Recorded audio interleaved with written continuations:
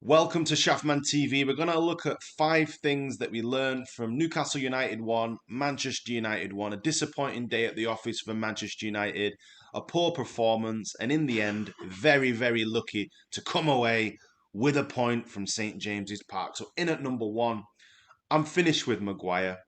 I'm finished with him. His form has been abysmal.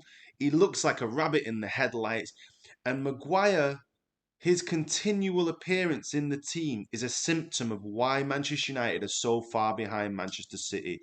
If a player had played so badly for so long at Man City, they would have been dropped. And the difference is they have the strength in depth and United don't. United need to have 22 world-class players. And if you play for 2, 3, 4 months like this, you get dropped and you have to work your way back into the team. Maguire, £80 million price tag. He should have been dropped months ago. Abysmal. Absolutely abysmal. Number 2, Fred and McTominay cannot pass the ball. They cannot pass the football forward. They cannot break the lines. They cannot penetrate. It's a fact. They may be functional, they may press, and I don't dislike either of Fred nor McTominay. But if Manchester United want to go on to the next level, they must purchase 2 midfield players who can actually pass the ball forward, not to the side, not tackling and running and making a nuisance of yourself. Actually control the game. And until that happens, unless there's someone in the youth system, until that happens, United are going to do nothing. Zero, because we're so far behind Chelsea's midfield, Liverpool's midfield, City's midfield. Even clubs like Wolves have got a better midfield than us. Look at Shelvey and Longstaff. Shelvey and Longstaff were better than Fred and McTominay. And Newcastle are 19th in the league. Let that sink in. The team that's 19th in the league have a better midfield pair than Manchester United. Number 3, the 4-2-2-2 formation can only work if you have 2 world-class fullbacks who can attack and who can defend. And you're talking about someone like a Joshua Kimmich, at the moment, someone like a Cancelo, a fullback that is effectively a winger, a wing back, and also can defend. The 4-2-2-2 system needs to change ASAP. Number 4, the performance and the work rate was poor yesterday. The lack of sprinting, the lack of fighting, the lack of desire. Ronaldo was anonymous. Rashford had 1 or 2 opportunities. Greenwood tried, but the work rate isn't there. And in my view, if United want to get back to the top, and it's a big if, the club need to give Ranić full reign to sell whoever he wants and to bring in whoever he wants. If they don't do that, then the players, again, the players are the common denominator.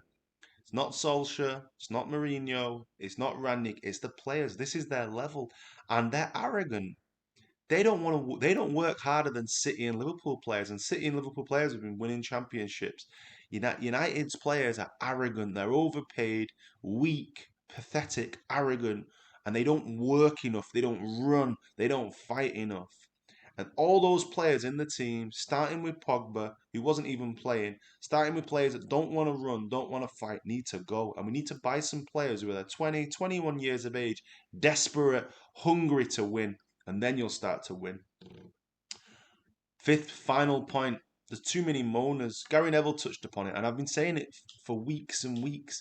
There's just a bad attitude, throwing your arms up in the air. Cavani came on, and Rashford had mishit a shot, and Cavani turned around to him and said, "Don't worry, do it again. Well done, Marcus." But Ronaldo and Bruno, no, fundamentally negative.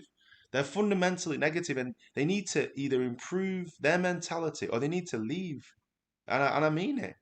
Nothing's more important than the team. Sir Alex Ferguson won leagues with players that were, pretty good, but it was the team. It's all about the team. And if United want to get back to the top, they need to give Ranić free reign to sort the team out.